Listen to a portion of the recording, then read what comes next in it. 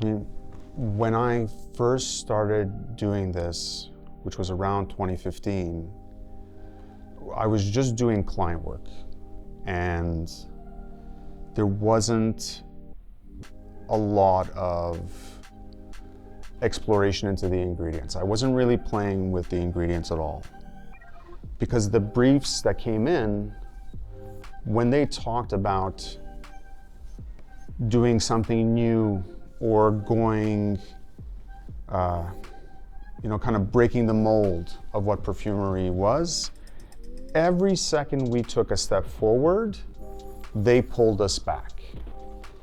So I ended up with a notebook that was full of formulas that were just never going to come to light. So after 2 years of just doing client briefs and 2 years of just doing the same kind of perfume where it's just either a rip-off of a designer perfume, or they just wanted to go super sweet and super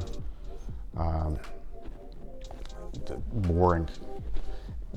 I ended up getting tired of that, and that's when the idea for LVA was started. We really wanted to do something that pushed the boundaries of what niche perfumery was. And I was reading a lot about perfumers like Mark Bruxton and Jean-Claude Ellena, and I studied a lot of how they created their perfumes and the simplicity of the formulas, because the client briefs, sometimes when we were doing reformulations, they were 150 lines, 100 lines of ingredients, and every fourth ingredient was added in order to clean up the notes on another ingredient, and it just seemed overly complicated. So when I started LVA, I gave myself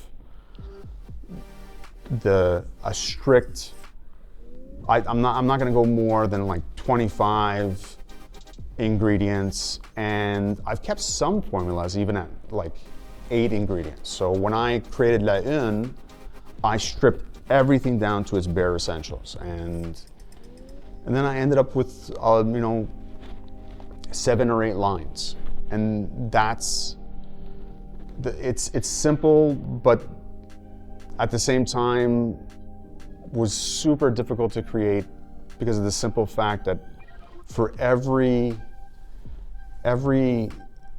5 parts per thousand that I added on something, it ended up being an overdose of the ingredients. So I had to pull it back, I had to tweak it, bring it back, tweak it, bring it back, and 15, 20 different experiments, and I ended up creating something that I actually thought could come out. And for years, La Une was the only perfume that we created. And then in 2019, again, I got tired of just doing this kind of simple formula, the same thing over and over again, trying to get recognized as a formal perfumer, as a master perfumer, as a nose.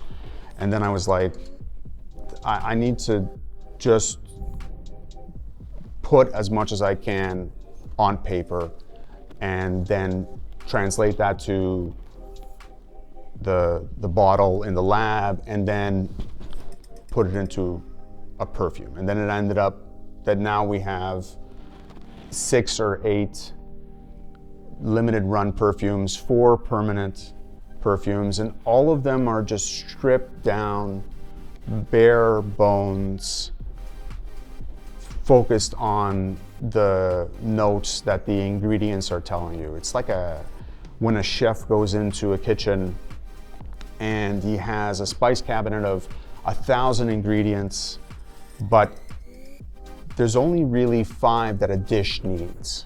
It doesn't need every little piece of something coming from every part of the world.